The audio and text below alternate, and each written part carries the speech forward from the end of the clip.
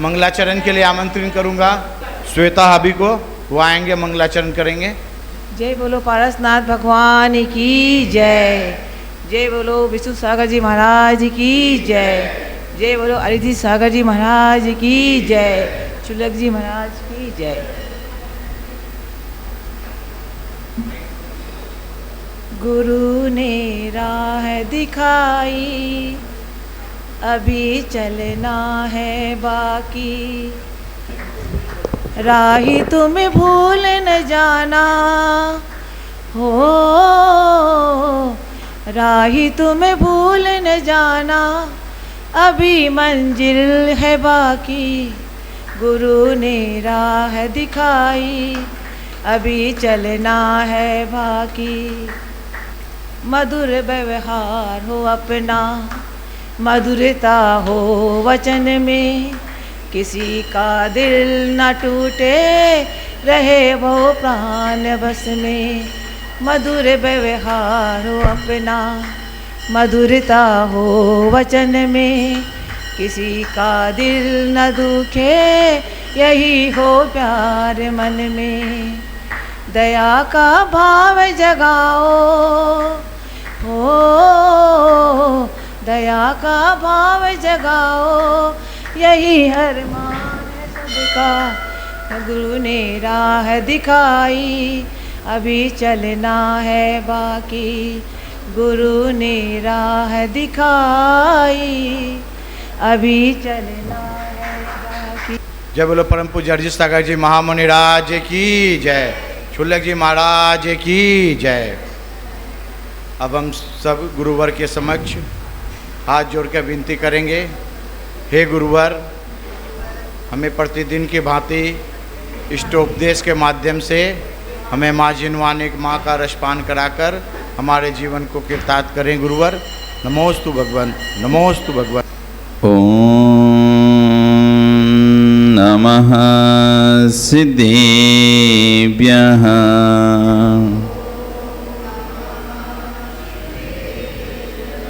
ओम नमः सिद्धेभ्यः।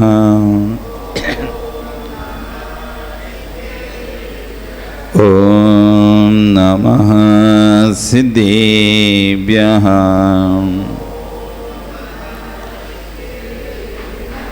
यस्य स्वयं स्वभावाप्ति रभावे कृतिष्णकर्मिणः, तस्मै संज्ञानरूपाय नमोस्तु परमात्मने।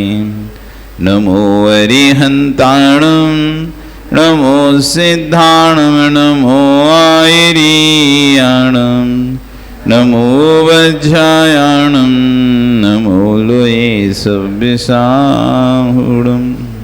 बोले अनंत अनंत से परमेष्ठी भगवान की, आदि ब्रह्म आदिनाथ भगवान की, वर्तमान शासनिक महावीर भगवान की, आचार्य पूज्यपाद स्वामी महाराज की, आचार्य गुण श्री क्षण विशुद्ध सागर जी महाराज की।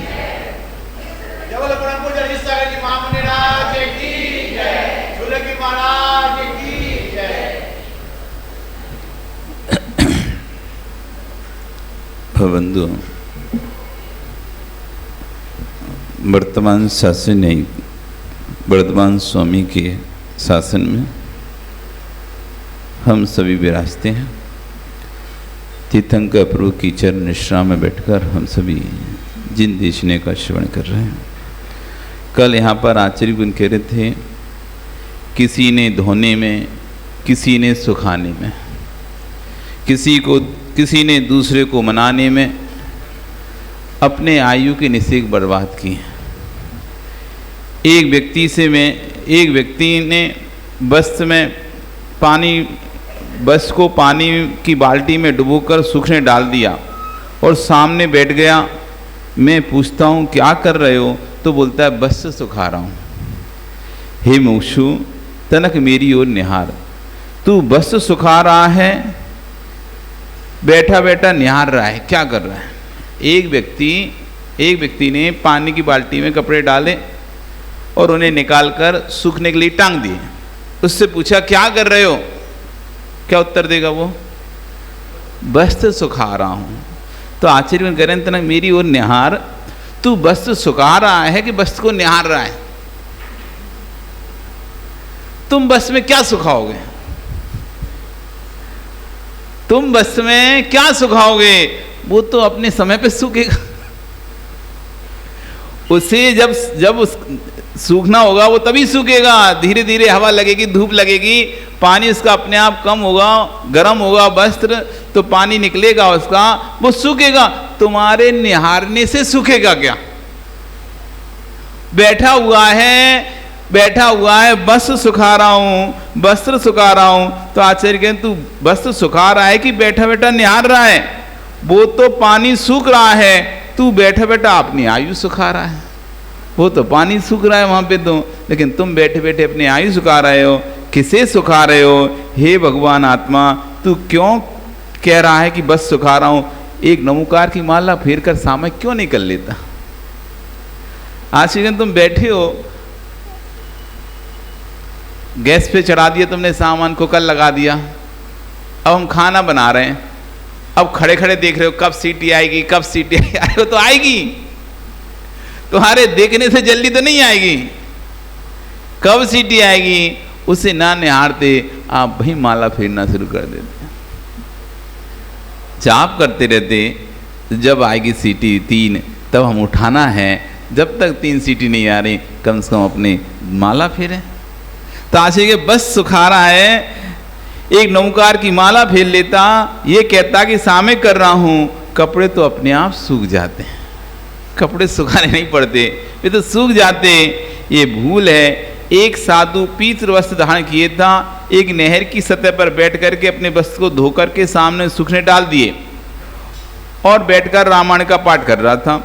वहीं एक व्यक्ति और बैठा था, उस जो कपड़े सुखाने के लिए बैठा था वह भी बैठा बैठा पानी पत्थर डाल रहा था। अब दोनों व्यक्ति बैठे हैं, दोनों कपड़े सुखा रहे हैं, एक पाठ कर रहा है और एक बैठा बैठा पानी में पत्थर डाल रहा है। बस तो दोनों के सूख रहे हैं। मैं इतना पूछना चाहता हूँ हे ज्ञानी आत्माओं, तेरे सुखाने से बस सूख रहे हैं या बस का परिणाम स्वतंत्र स्वयं चल रहा है? तुम्हारे सुखाने से बस सूख रहा है या उसमें परिणाम स्वतंत्र चल रहा है? तुम ना भी बैठते तो बस सूखता कि नहीं सूखता? तुम माला फेरते तो बस सूखता कि नहीं सूखता? वो तो इतना तो और बता दो, बस सूर्य के ताप से, बस पर सूर्य का ताप पड़ेगा तो सूखेगा, बस अपने आप सुखाया। मैंने विचार किया जीवन में सुख है तो ज्ञान में है। आज इसीलिए कह रहे हैं कि अज्ञानी जीव जगत में बहुत हैं, जिन्हें पता ही नहीं है कि अपने आयु निश्चित कहाँ बर्बाद कर रहे हैं, व्यर्थ में। चाहें तो एक एक क्षण हर समय अपने आयु निश्चित को उपयोग कर सकता है व्यक्ति। फालतू बैठा है, काम नहीं, अब काम तो काम पे ही होगा, काम तो अपने समय पे ही होगा। अब बैठा हुआ है फालतू। अब आप दुकान पर बैठे हो, कस्टमर अभी आ ही नहीं रहे और आप बैठे हो।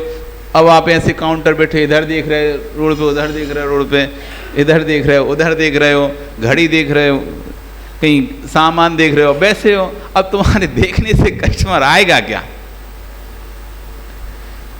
जितनी समय ग्राहक नहीं था, बैठे बैठे मंत्र का जाप करते रहते, बैठे बैठे किसी पाठ का स्मरण करते रहते। चलो कोई बात नहीं, ग्राहक नहीं आ रहा तो मैं ग्राहक की खोज में अपने आयु निश्चितों को बर्बाद नहीं कर रहा, कोई बात नहीं, जब कस्टमर आएगा तब मैं उसको सामान दे, तब तक मैं मंत्र जाप करता हूं, तब तक मैं पाठ कर लेता हूं, तब तक मैं स्तुति कर लेता हूं। कुछ ही बैठे बैठे गुनगुना रहे हैं, चिंतन कर रहे हैं, चलो तब तक मैं प्रवचन सुन लेता हूं। कुछ भी अपनी आयु निश्चितों को उपयोग बस फालतू रोड देखने में क्यों बर्बाद करूं? अब कुछ नहीं है, कोई रास्ते में चल रहा था, मित्र उसको बुला लिया, बैठ यार, कोई ग्राहक रहा, तू ही बैठ जा, वो गप्पे में लग गए। तो आचार्य ने, इसलिए आचार्य कहेंगे मैंने विचार किया जीवन में सुख है तो ज्ञान में है, आनंद है तो ज्ञान में है। जिसको ज्ञान नहीं है ना तो सुख को प्राप्त कर पाएगा ना आनंद को प्राप्त कर पाएगा। अज्ञानी जीव है, उन्हें पता नहीं है कि अपने महत्वपूर्ण आयु कर्मों को कैसे बर्बाद कर रहे हैं, कैसे इतनी वस्तु में बहुमूल्य वस्तु को, जैसे कोई को राख बर्तन मांजने के लिए राख की जरूरत थी, उसने क्या किया, चंदन की लकड़ियां मंगाई, उनको जला के राख बना ली। राख की जरूरत थी तो चंदन की लकड़ियों को जला के राख बनाई। एक व्यक्ति को कौवा उड़ाना था, बैठा हुआ था सामान पे, तो उसने अपने हीरे निकाले, उसको फेंक कर कौवा उड़ाया। तो वैसी स्थिति हमारी है, हम इतने कीमती जो निषेक हैं आयु कर्म को मात्र व्यर्थ में दूसरों के लिए खर्चा कर रहे हैं। इसलिए आचार्य कह रहे हैं जीवन में सुख है तो ज्ञान में है, आनंद है तो ज्ञान में है। उस साधु को तो वस्त्र सुखाने का विकल्प रहता है, पर वे निर्गंत साधु धन्य जिन्हें वस्त्रों की चिंता नहीं करनी पड़ती। 24 घंटे धर्म आराधना कर्मों को काटने के लिए करता है। जैसे साड़ी गीली है फैला दो सुखानी नहीं पड़ती, वैसे ही कर्म गीले हैं, इनको फैला दो जल्दी सूख जाएंगे। इसलिए तो समुद्घात करते हैं। तो क्या किया, वस्त्र सुखाया कि आयु कर्म सुखाए। उस व्यक्ति ने क्या किया, वस्त्र सुखाए या आयु कर्म सुखाए। यथार्थ बोलना, अभी तो चिंतन किया था तुम किसको सुखाओगे, किसको ठंडा करोगे, वो तो स्वतः ही अपने आप परिणमित होगा। कुछ लोग कहते हैं महाराज मुझे गुस्सा बहुत आता है, कोई मंत्र दो। आचार्य कह रहे हैं कि बहुत से लोग आते हैं बहुत गुस्सा आता है, महाराज जी कोई उपाय बताओ, कोई मंत्र दो। तो आचार्य मंत्र भी क्या करेगा, तुम एक काम करो ना, गुस्सा आता है आपको, आप सिगड़ी से उतार के रख दो। जैसे कोई वस्तु गर्म रहती है तो अपन कहें बहुत गर्म है, तो क्या करते हैं आप, उसको आग से, आग का संपर्क उससे हटा देते हो। खीर गर्म है, खाने को बैठे हो, अब क्या करोगे, फूंक मार के ठंडा करोगे, कर मत लेना, पता चला सारा थूक और डाल दिया उसमें। बहुत से लोग होते हैं ज्ञान विहीन, विवेक बुद्धि विहीन, कोई चीज़ गर्म होती ना ऐसे फूकते उसे, तो सारा थूक, अब बोल के हम तो थूक तो नहीं, कहाँ गिरा थूक, अरे तुम्हारे मुख की जो श्वास निकली है वो तो उसी में गई ना,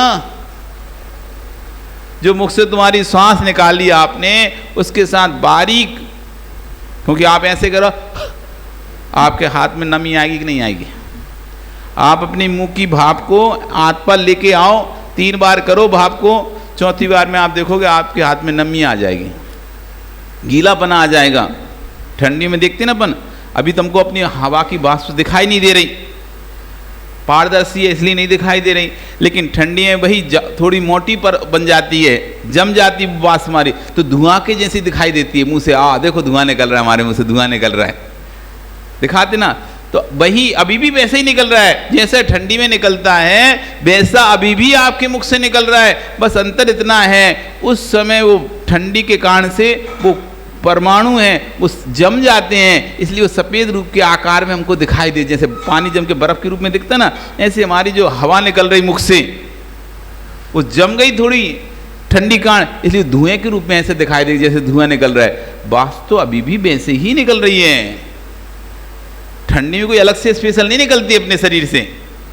बस अंतर इतना है, वो ठंडी कण, वो जो कण हैं बारीक सूक्ष्म कण हैं पानी के, वे जम से गए हैं, इसलिए वो आकार दूधी आकार उन्होंने ले लिया है, जैसे बर्फ का आकार हो जाता ना, ऐसा तो हमको दिखाई दे रहा है। देखो मुंह से हवा निकल रही है, और अब आप किसी चीज को फूकोगे तो वो हवा किस में जाएगी, वे थूक के ही तो कण हैं, वे आग की मुख की ही तो वाष्प है, कोई अलग नहीं है, वो थूक ही है।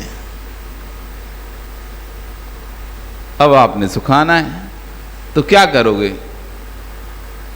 गरम खीर है खाना है और सुखाना है, ठंडी करना है तो कैसे करोगे ठंडी, शांति से बैठ जाओ थोड़ी देर, एक माला फेर लो जब तक खीर ठंडी हो जाएगी, एक माला फेर लो, जबरदस्ती उसको फूक फूक कर ठंडी करने से अच्छा है शांति से एक माला फेरोगे, बड़े पात में रख दो, एक माला फेर लो, खीर अपने आप ठंडी हो जाएगी, कुछ नहीं करना।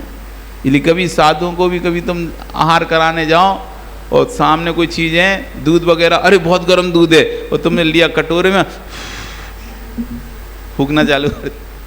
बहुत से लोगों की आदत है। अब क्या ना, जैसे कि ये पुरुष वर्ग की आदत है, नोट गिनते हैं ये, तो इनको थूक लगाने की आदत है ना। नोट गिन के, अब पानी रहता नहीं हर समय, तो क्या कहे, अंगूठा में थूक लिया, गिने।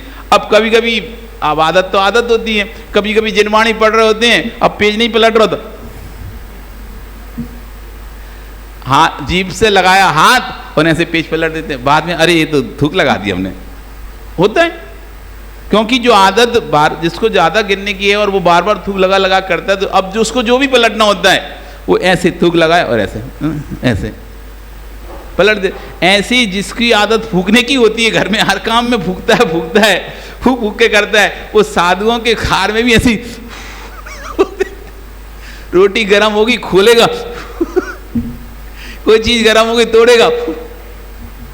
तो ध्यान रखना। तो आचार्य गुण कह रहे हैं कि खीर गर्म है और खाने बैठे हो तो भैया क्या करोगे, थाली फेंको। भूख लग रही थी तो थाली फेंकोगे क्या, गुस्सा करेगा क्या, अभी तो खीर गर्म थी अब तू गर्म हो गया। कम से कम एक गर्म होता दूसरा ठंडा होता तो क्या करना चाहिए थे, मैं विधि बता देता हूँ, आज उसे सीख लो। जिस घर में भी शांति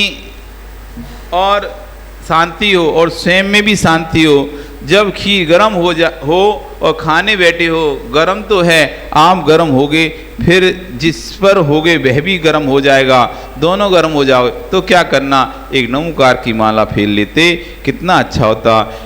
इतना कर लोगे आज से। देखो जब चाय पीते हैं तो सूसू करके पीते हो, गर्म है, अरे सूसू करते हैं आयु बंद हो गया तो इसलिए उस समय आपको सू वाली पर्याय मिलेगी। आज सुरख के चाय पीते हैं, एक एक चूस के लेते हैं ना, तो ऐसे चूस रहे हो, उसमें चुस्की ले रहे हो और उसी समय आयु कर्म का बंद करने से कहा तो सांप बनोगे वही पर्याय मिलेगी। सांप कैसे करता है देखा कभी तुमने, सांप की सुनी आवाज, जब वो सांप जीभ निकालता है तो कैसी आवाज आती है बताओ ऐसी आई ना, तो जो छाय कर रहे ना तो अच्छे कह ऐसी, कहीं उसी समय आयु कर्म का बंद हो गया तो यही वाली पर्याय बन जाएगी तुम्हारी सांप की। तो करते रहना, सूसू करके पीते हो, गरम है, अरे सूसू करने में आयु बंद हो गया, इसलिए भगवान का नाम लेते लेते समय शुभ जाता, लेकिन मोहिन समृतम ज्ञानम स्वभावम लपते नहीं। आचार्य कह रहे हैं लेकिन मोह से जिनका ज्ञान ढका हुआ है उनको ये सब चीज़ें समझ में नहीं आएंगी, क्योंकि उसको स्वभाव की प्राप्ति नहीं हो पाएगी। अभी समझ में आ रहा है, बाद में मोहाविष्ट हो जाता है। अभी तो यहाँ सबको समझ में आता है, लेकिन बाद में मोहाविष्ट हो जाता है। एक होता है भूताविष्ट, एक होता है मोहाविष्ट। भूताविष्ट के तो भूत उतारे जा सकते हैं, भूत है नहीं, जिसे भूत लग जाए उसे कहते हैं भूताविष्ट। भूत लग गए, ऊपरी हवा लग गई, तो भैया उपाय करो, इसको उपाय करो, तो कहीं भी ले जाकर उसका भूत उतरवा लेते हैं, हवा उतरवा लेते हैं, नज़र उतरवा लेते हैं। तो कह रहे हैं भूताविष्ट का तो उपाय हो सकता है, लेकिन मोहाविष्ट का उपाय नहीं होता। अब मोही का भूत जिसे लगा हुआ है उसे कितना भी समझाओ, कितना भी समझाओ, हाँ हाँ ठीक कह रहे, ठीक कह रहे, सही कह रहे, सही कह रहे, वो कर वही रहे, ठीक कह रहे, ठीक कह रहे, सही कह रहे, सही कह रहे, बहुत अच्छी बात है, बहुत अच्छा कह रहे, बहुत अच्छा कह रहे, बहुत अच्छी बात कही, बहुत अच्छी बात कही। तो आपको क्या अच्छी लगी इसमें, हमने तो बहुत अच्छी कही, पर आपको कुछ लगी क्या, लगी तो कुछ नहीं, पर कई अच्छी। क्यों, क्योंकि एक आवरण पड़ा हुआ है मोह का। जैसे किसी के ऊपर आप लेमिनेशन कर देते हो तो बाहर का फिर असर नहीं होता, दिखती तो रहती वस्तु और हवा भी चलती रहती है। जैसे आपने लगा दिया ना, एक कैप लगा दिया उस पर कलश के ऊपर आपने ढांक दिया तो जिस पे ढांक दिया हवा तो चलेंगी, धूल मिट्टी भी उड़ेगी, लेकिन उसको नहीं लगेगी ना। क्यों, उसके ऊपर एक कवर ढका हुआ है, ऐसी आवरण हुआ है। ऐसे हमारे ऊपर भी मोह का एक ऐसा मजबूत कवच है तो जो तत्व को हमारे पास आने से रोक देता है। हाँ, सुनते हैं, समझते हैं, सब कुछ करते हैं, लेकिन बस वो थोड़ी देर के लिए आता है, हाँ ठीक है, बस हमारे लिए ठीक नहीं, बाकी सबके लिए ठीक है। हर माँ का बेटा कैसा हो, हर माँ का बेटा कैसा हो, नारे तो लगाते हो विद्यासागर जैसा हो, विशुद्ध सागर जैसा हो, मगर मेरा ना हो, पड़ोसी का हो। हर माँ का बेटा कैसा हो, तुम्हें अच्छा लगता है, हाँ देखो कितने अच्छे हैं, देखो इनके माता पिता आए महाराज बन गए और बहुत अच्छा आपको लगता है, धन्य है। तो आप नहीं चाहते कि आप भी धन्य हो, आप भी धन्य हो, जैसे इनके माता पिता धन्य हो गए ऐसे मैं भी धन्य हूँ। कभी ये तो नहीं चाहोगे, हर माँ का लगाओगे नारा जरूर, हर माँ का बेटा कैसा हो। जब कोई कहे कि तुम्हारा बेटा नहीं हमारा, अभी तुम फालतू की बात मत करो, अभी कोई उम्र है कि उसकी अभी तो खाने खेलने की उम्र है, अभी तो सिर्फ दुनिया देखी कहाँ है। अपने बेटे की बात आए तो दुनिया देखी कहाँ है, बाकी हर माँ का बेटा कैसा। ये है मोहाविष्ट। जान रहे हैं, समझ रहे हैं कि मार्ग अच्छा है और सच्चा है और सुखी मार्ग है, तब भी ये भाव नहीं बना पा रहे, ना तो स्वयं चल पा रहे हैं, ना अपने आश्रित किसी को चलने की प्रेरणा दे पा रहे हैं।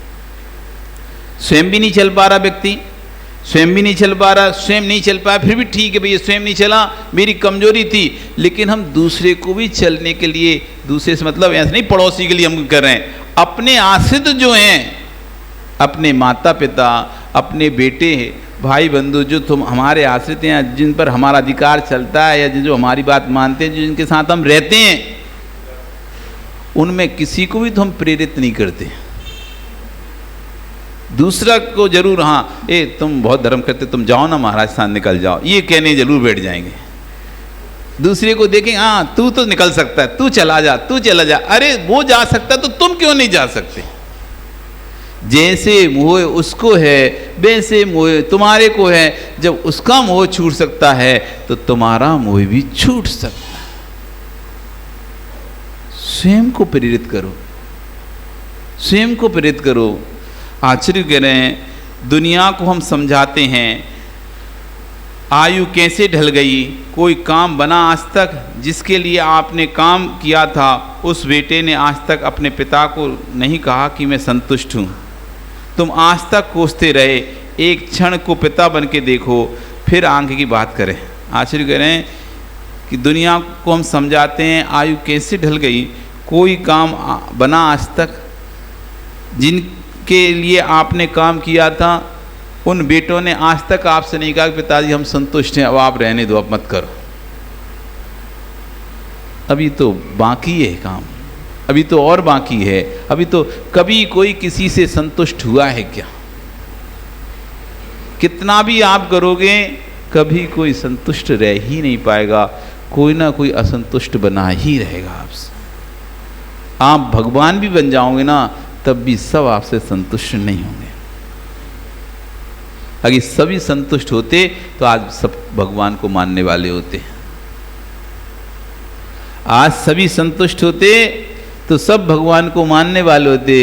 भगवान को नहीं मानने वाले लोग दिखाई दे रहे हैं, इसका मतलब है कि भगवान से संतुष्ट नहीं है। प्रमाण है, प्रमाण सामने दिखाई दे रहा है, जो भगवान को नहीं मान रहा, इसका मतलब कि इनसे संतुष्ट नहीं है, तभी वो इनको नहीं मान रहा। यदि इनसे संतुष्ट होता तो जरूर मानता। तो कभी कोई किसी को संतुष्ट कर ही नहीं पाता। आप कितना भी बेटे के लिए करो, आज तक बेटे ने नहीं कहा कि पिता से कहा कि मैं संतुष्ट हूँ, तुम आज तक कोसते रहते हो। एक क्षण पिता बनकर देखो, फिर आगे बात करेंगे। भैया तुम जब बालक थे तब तुमसे पूछा पिता ने ये क्या है, तो उन्होंने कहा कौआ। तुमने 1000 बार पूछा, 1000 बार उन्होंने बताया, पर पिता वृद्ध हुए और पिता ने एक बार पूछ लिया ये क्या है, तुमने कहा हल्ला मत करो, नहीं जानते तो शांत बैठ जाओ। आचार्य ये स्थिति है। आपने जिनके लिए किया, जब आप पिता है मतलब बेटे थे, आपके पिता से आपने कई बार पूछा ये क्या है, तो उन्होंने कई बार बताया ये क्या है। लेकिन जब आप पिता बन गए और पिता आपके वृद्ध हो गए और एक बार पिता ने पूछ लिया क्या है, तो क्या बोल देते हो, शांति से बैठो, हल्ला मत करो, नहीं जानते तो शांत बैठो। आप चले गए थे, पिता सोचता है कि बच्चा था, एक बार एक कौए के बारे में 1000 बार उत्तर दिए थे, तब मैं नहीं थकाता। हे पिता, भूल तेरी ही थी, तेरा ज्ञान मोह से ढका था। ये मोह की दशा थी, मोह ना होता तो आप इतना बाहर ढो नहीं सकते थे। सत्य बताओ, मैं आपको देखकर मुस्कुराता रहता हूँ, जितना आप सहन कर लेते हो मैं सहन नहीं कर सकता। आश्चर्य कर रहे हैं कि सत्य तो ये है कि हम आपको देख के बहुत हंसते हैं, मुस्कुराते हैं। जितना आप परिसर सहन करते हो हम तो कुछ भी नहीं करते इसके आगे। हमारे तो मात्र 22 ही परिस हैं, लेकिन श्रावक के तो असंख्यात परिस हैं। हमको तो 22 हैं, वो भी गिनती के देखने के लिए, ये है गर्मी सर्दी भूख प्यास ये, लेकिन आपके परिचय की तो लिस्ट ही नहीं है। कितने हैं घर में, सुबह जगने से लेके रात को सोने तक कितनी चिंताएं लगी रहती हैं। कभी बेटे का उपसर्ग, कभी बेटे की माँ का उपसर्ग, कभी पड़ोसी का उपसर्ग, कभी मित्रों का उपसर्ग, कभी शत्रुओं का उपसर्ग, कभी ग्राहक का उपसर्ग, कभी लेनदार का उपसर्ग, कभी देनदार का उपसर्ग। मतलब कितने परिचय आप सहनते हैं। कभी इसकी सुनो, कभी उसकी सुनो, कभी उसकी सुनो, कभी इसको मनाओ, कभी उसको मनाओ। बैठा बैठा दिन भर यही लगा रहता है, कैसे ये काम निपटाऊं, कैसे काम निपटाऊं, देनदार को कैसे मैं संतुष्ट करूं, भैया मैं दे दूंगा। लेनदार से कैसे प्यार से बोलूं, भैया दे दे, नहीं तो ज़्यादा चिल्ला दिया तो ये और नहीं देगा, तो उसको भी गुस्सा भी आ रहा है, तब भी भैया यार दे देना यार, क्यों इतने दिन से लगा है, इतने प्यार से बोल रहे हो। मतलब अपने आप को कितना कंट्रोल करके रखे हो। ये भी एक परिचय है। गुस्सा आ रहा है, लेकिन अभी पता है कि ज़्यादा जोर से बोला, चिल्लाया तो जो मिलना है वो भी नहीं मिलेगा। इतने प्यार से बनकर कितना मीठा बनना पड़ता है। गुस्सा भी आ रहा है, उसको कंट्रोल करना पड़ता है, इतना मीठा बन के उससे बात करनी पड़ती है। बाद में तुम्हें जो जाता है तो बहुत गुस्सा आ रहा है उससे। घर में भी बेटे की माँ चिल्ला रही है, तब भी तुम शांति सुन रही हो। बोल दिया तो और लड़ाई हो जाएगी, सुन लो भैया शांति से। बेटे की माँ भी सोच रही है बोलने दो परमेश्वर को, हम शांति सुन लो, फालतू में थाली और फेंक देगा, खाएगा और नहीं खाना, चिल्लाएगा, अलग चुपचाप खा लेने दो। मतलब सोचो आप सुबह से लेकर शाम तक कैसे एडजस्ट करते रहते हो। कहाँ कहाँ हर जगह पे एडजस्ट करना है तुमको। तो आचार्य कह रहे हैं कि मैं तो आपको देखकर मुस्कुराता हूँ, आप जितना सहन कर लेते हो मैं नहीं कर सकता इतना सहन। आपको तो घर में अब कई कई लोगों की तो ऐसी स्थिति है, या तो महिला या पुरुष की स्थिति, जो घर में आता है वो उस पर चिल्लाता है। बेटा उस पर चिल्ला के जाता है, बेटे का पिता उस पर चिल्ला के जाता है, सास सु चिल्लाती है, ससुर सु चिल्लाता है, देवर आए सो वो भी चिल्ला के चला जाता है। मतलब हर कोई जैसे मंदिर घंटा जिसकी मर्जी आई बजा दी। ऐसे बहुत से लोगों के घर में व्यक्ति की, पुरुष की या स्त्री की ऐसी हालत होती है, जो आए वो ही ब्लेम कर देता है। फिर भी बेचारी शांति से सुनती रहती है, फिर भी बेचारा शांति से सुनता रहता है। क्या करे अब। कई जगह पुरुष काम करने वाले नहीं होते, जो पुरुष काम करने वाले नहीं होते उनकी हालत खराब होती है। जिन घरों में महिलाएं काम करने वाली नहीं होती उनकी हालत खराब होती है। जो पुरुष व्यापार नहीं करता, आय कमाना जिसे नहीं आता, पैसा कमाना जिसे नहीं आता, उस पुरुष की हालत खराब है। उसे हर कोई सुनाएगा, ताने मारेगा। और जिस महिला को घर का काम करना नहीं आता उससे भी हर कोई सुनाएगा। पुरुष को व्यापार करना आना चाहिए तो उसकी इज्जत है घर में। यदि उसे व्यापार करना नहीं आता तो कौड़ी की इज्जत नहीं उसकी घर में। बीबी आई, मैं कमा कमा के खिला रही हूँ तुम्हें। बेटा आएगा, क्या किया करते रहते पापा, दिन भर बैठे रहते हो, टीवी देखते, कुछ करना धरना है नहीं है, बस बैठे बैठे खा रहे, ये सुनने मिलेगा। भाई आएगा, बैठा रहता निठल्ला कामचोर, वो सुनाएगा। पिता आएगा, कैसा नालायक बेटा पैदा किया, एक काम का नहीं है। मतलब देखो ना, घर में कोई भी सदस्य आएगा, वो मेहमान आएंगे, क्या ये आलसी प्रमादी व्यक्ति 24 घंटे घर में ही घुसा रहता है, ये कोई काम वाम नहीं है कि इनको कोई। अड़ोसी पड़ोसी आएंगे, ये देखो घर के काम करता है, आदमी होकर व्यापार आता नहीं इसको। जो मिलेगा वो सुनाएगा उसे। क्यों? उसको आय की पता नहीं कैसे आय करना पड़ता है, कैसे कमाना पड़ता है, तो उसको कोई कीमत नहीं होती। और जिसको घर में कोई काम नहीं आता तो सास हमारे तो भाग ही फूट गए, सोचे थे बहू का सुख मिलेगा और ये परमेश्वरी फंस गई ऐसी, अब इसे और बना बना के खिलाओ। अब बेटे को तो खिला ही रहे थे, अब एक बहू को और खिलाओ।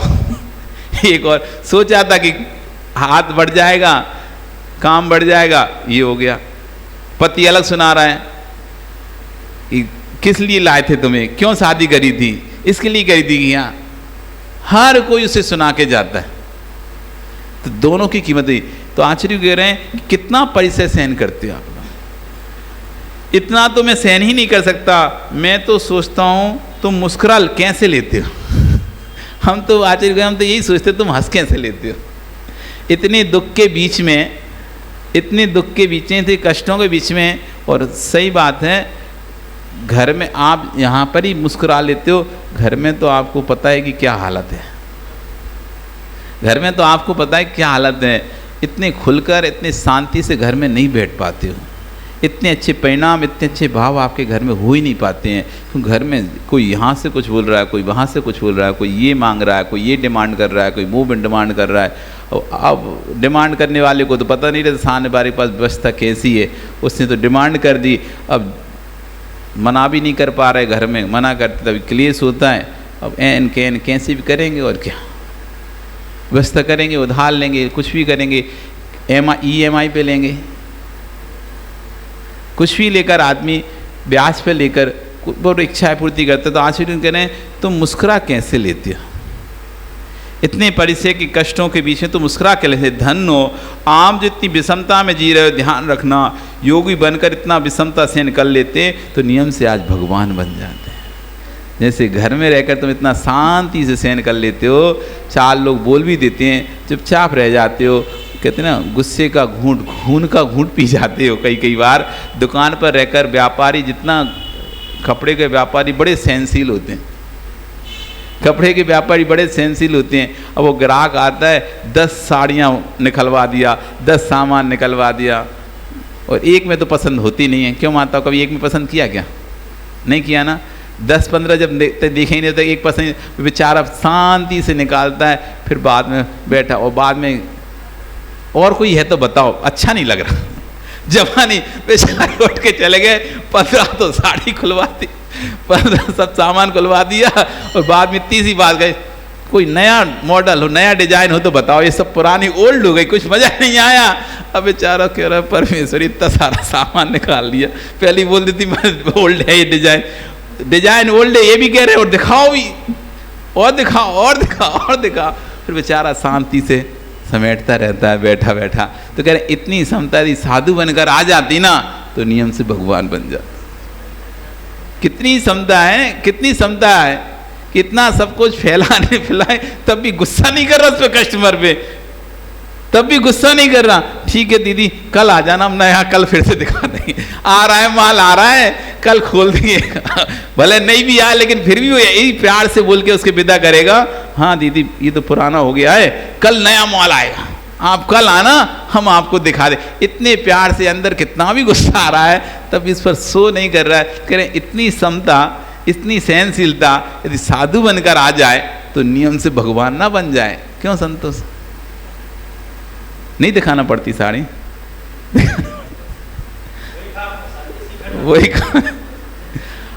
अब यहाँ जो सहन कर लेते इसलिए तुम घर में भी शांति से रह लेते। तो आचार्य कहे साधु बनकर आ जाए तो भगवान स्वरूप प्राप्त ना कर लेता। जैन शास्त्रों में लिखा है शांत बैठे रहना ही साधुता है, शांत बैठे रहना ही साधुता है। साधु बन के आकुलता करना साधुता नहीं है। आप यहाँ बैठे हो शांति है कि नहीं है? आचार्य पूछे आप यहाँ बैठे हो शांति है कि नहीं? अब इस समय आप साधु ही हो। एवं भूत ने की अपेक्षा से एवं भूत ने एवं क्रिया प्रधाने ने, जिस समय जो क्रिया है उसकी प्रधानता से कथन करता। जैसे जिस समय आप कपड़े धो रहे हो उस समय आप धोबी हो, जिस समय आप बर्तन मांज रहे हो उस समय आप बर्तन मांजने वाले हो, जिस समय भगवान की भक्ति कर रहे हो उस समय आप भक्त हो। ऐसे इस समय आप एकदम शांत बैठे हो। जैसे साधु के परिणाम शांत होते हैं ऐसे तुम्हारे परिणाम शांत हैं, अभी तुम साधु हो। एवं बूंद ने कह रहा है अभी तुम्हारी जो प्रवृत्ति है, जो तुम्हारी वृत्ति है वो साधु की वृत्ति है, इसलिए तुम इस समय साधु ही हो। साधु मतलब कोई भेष नहीं, साधु मतलब शांत स्वभावी, साधु मतलब शांत स्वभावी, सरल स्वभावी, साधुपना, जिस पर कहते साधुपना नहीं, शांतपना, सरल स्वभावपना। अभी आपके अंदर कोई भी विकार नहीं आ रहा, कोई भी कसाय नहीं आ रही, किसी के बारे में मायाचारी के विषय में नहीं सोच रहे हो, आप एकदम शांत होकर जिनवाणी सुन रहे हो, आप अभी साधु ही हो। एवं भूनित कहता है तो कह रहे हैं शांत बैठ के रहना ही साधुता है, साधु मन के आकुलता करना साधु नहीं है। आप यहाँ बैठे हो, शांति है कि नहीं है? नाली में पड़े व्यक्ति को देखकर हम कहते हैं क्यों पी शराब इसने? तुम भोगों की नाली में कैसे पड़े हो? मोह से पड़ा व्यक्ति स्वाब को प्राप्त नहीं होता। जैसे मदन कौदो खाने वाला व्यक्ति स्वभाव को प्राप्त नहीं होता, वैसे ही मोह से युक्त व्यक्ति अपने स्वभाव को प्राप्त नहीं होता। 8वीं कारिका समय सार की आध्यात्म अमृत कलश की याद आ रही है, उसकी चर्चा हम कल करेंगे। आज आपका समय हो गया, आज ही कल उसकी चर्चा करेंगे, हम उस पर चर्चा करेंगे। 28 तारीख को, 28 तारीख जैसे कि आप पता है कि एक महान पर्व जिसे बासल पर्व के नाम से जाना जाता है, आप जिसे रक्षाबंधन पर्व भी बोलते हैं, पर आगम में उसका नाम है बासल पर्व।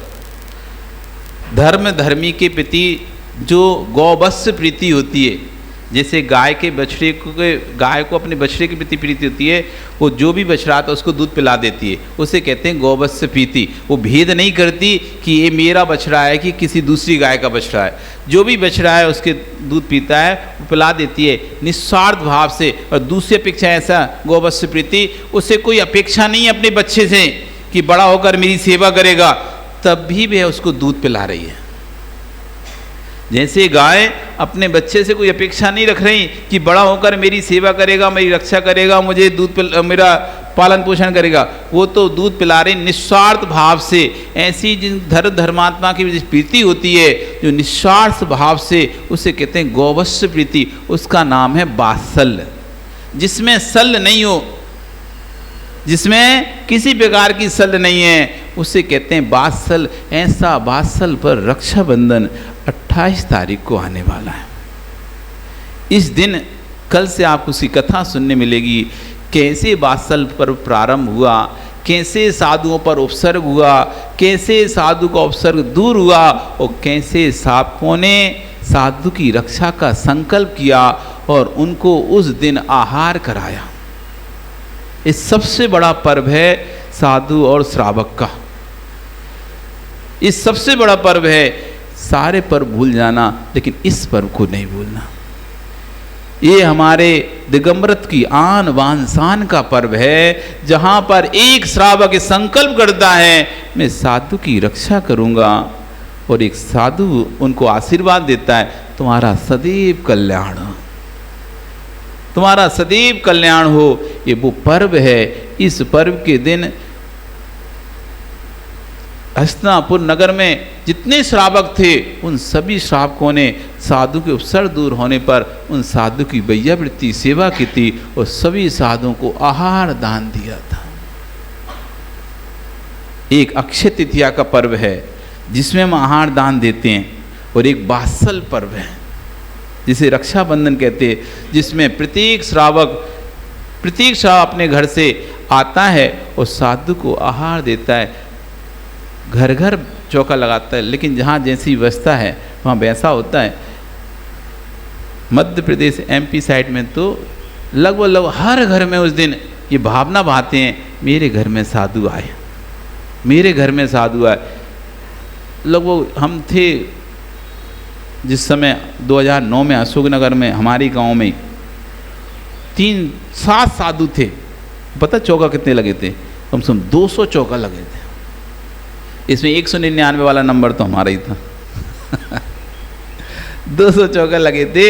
हर ये भावना से कि हम साधु को आहार कराएं, पर हम यहाँ चौका नहीं लगा सकते, लेकिन इतने भाव तो कर सकते हैं जहाँ साधु विराजमान है हम वहाँ जाकर भक्ति भाव से, नव्य भक्ति से, हे हे गुरुदेव, मेरे द्वारा दिया हुआ ग्रास आपकी स्वास्थ्य में सहायक बने, आपकी साधना में सहायक बने, किसी प्रकार का उपसर्ग आपके ऊपर ना आए, ऐसी भावना के साथ एक ग्रास तो उनके हाथ पे रख ही सकते हैं। ये वो पर्व है, इसलिए सभी पुरुषों को, सभी महिलाओं को इस विशेष पर्व का महत्व समझना चाहिए।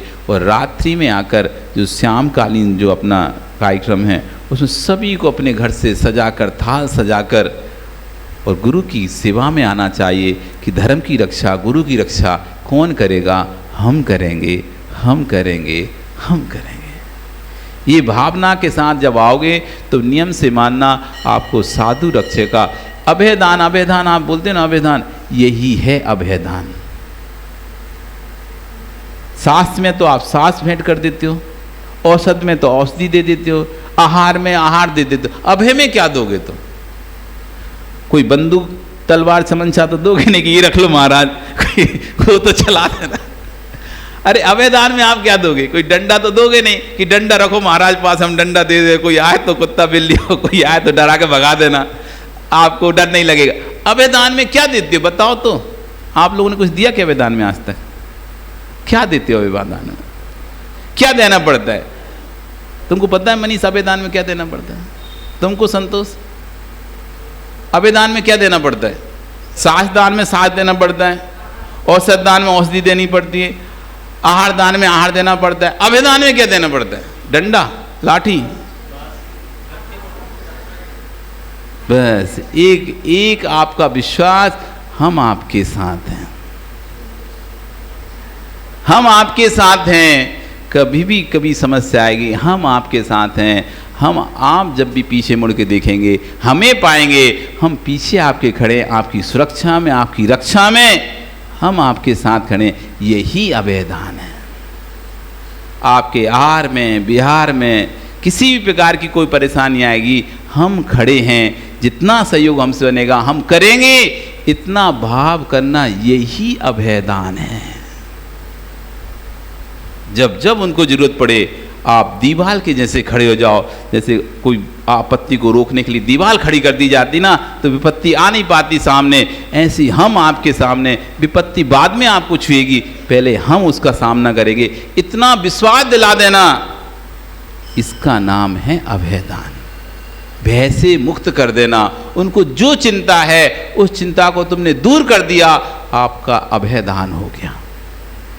उनको जिस चीज का विकल्प है, वो सोच रहे हैं कि मेरा बिहार कैसे होगा, आपने कहा आप चिंता नहीं करो, मैं हूं ना, हम कराएंगे बिहार।